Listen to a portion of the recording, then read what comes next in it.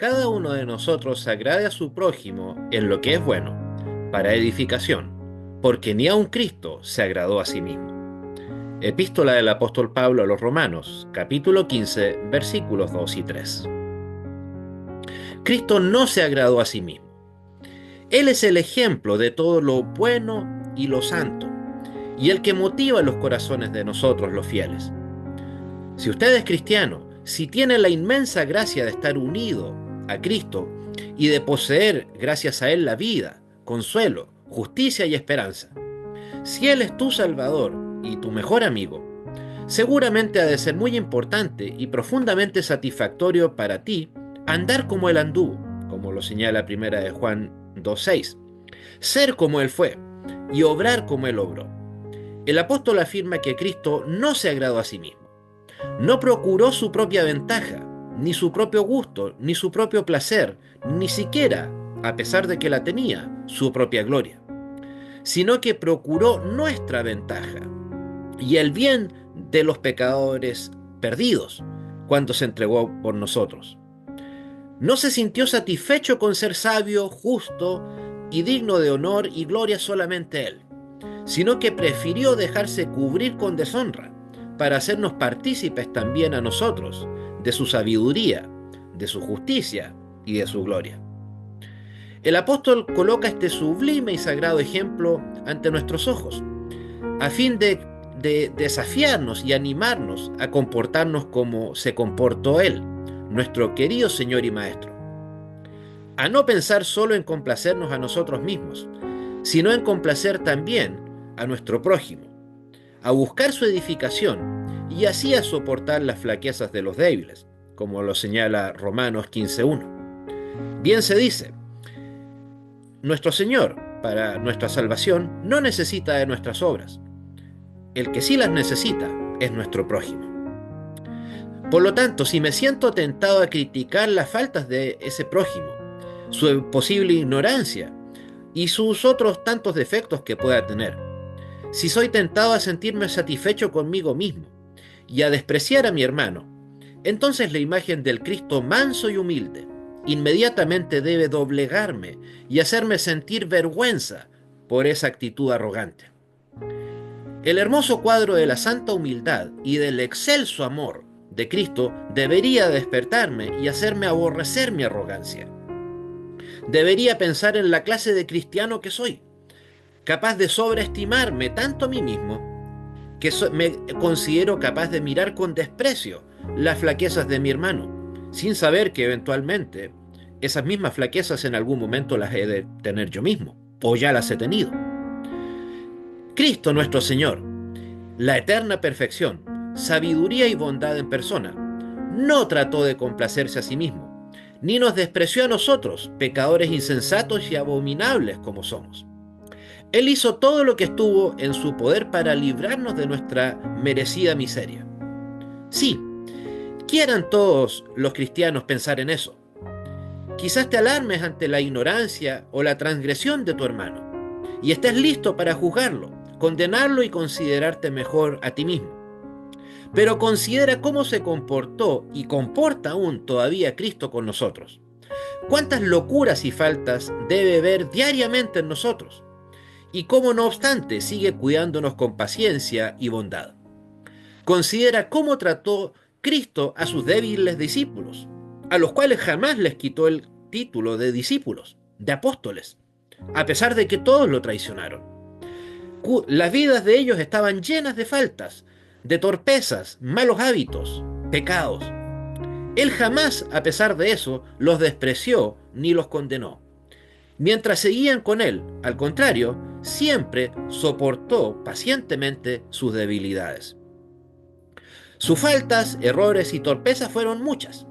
Una vez quisieron pedir que cayese fuego del cielo y consumiera a los impíos, como lo menciona Lucas 9:54.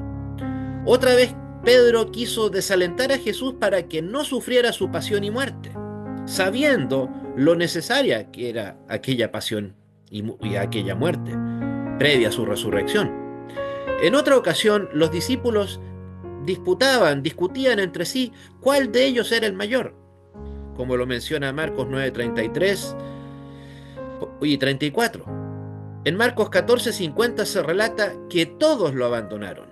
Y en Mateo 26, del 69 al 75, la horrible forma en la que Pedro lo negó. Se habían olvidado casi completamente de su promesa de resurrección. Tan así que Tomás, uno de aquellos 12 apóstoles, se negó a aceptar el hecho, a no ser que pudiese poner su dedo en la señal de los clavos, como lo señala Juan 20:25. ¿Y qué hace el Señor Jesucristo con esos discípulos porfiados, rebeldes y débiles? No los destruye, ni los desprecia, ni los abandona silenciosamente como bien y justificadamente podría haberlo hecho. Usted y yo con toda seguridad lo habríamos hecho, si es que acaso ya no lo hemos hecho con personas que nos han traicionado. No, todavía Cristo se preocupa por ellos y por sus necesidades. Les sigue y les habla con tanto más amor.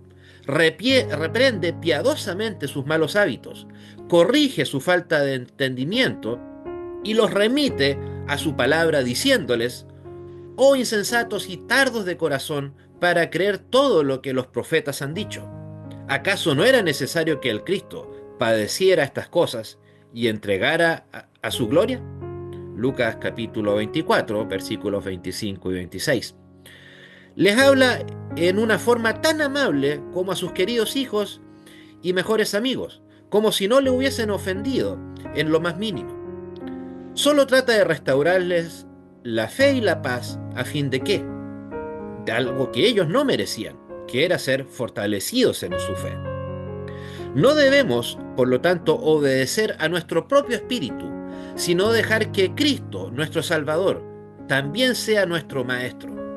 A Él hemos de seguirle en todo. No se necesita gran gusto artístico para ver, juzgar y criticar las faltas y los errores de otras personas, creyentes o no. Los infieles y los fariseos aprendieron esa arte a la perfección y con mucha facilidad. Y ya vemos las consecuencias. Pero mostrar piedad, soportar con humildad y amor las flaquezas de los débiles y hablar solo para su edificación, ese es un arte muy elevado, sublime.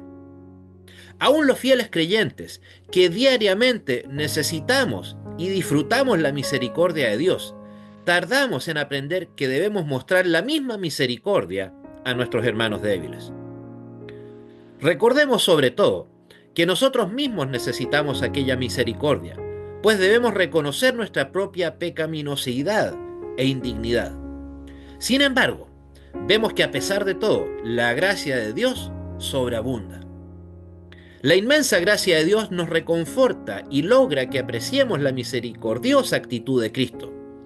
Es así como aprendemos a tratar, por lo tanto, a los hermanos débiles.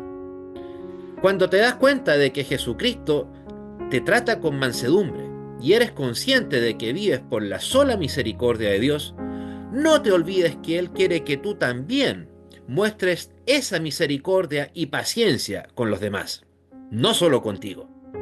Como nos enseña el apóstol, Dios no quiere que tratemos de complacernos a nosotros mismos, sino a nuestro prójimo para su edificación y su bien, porque ni aun Cristo se agradó a sí mismo.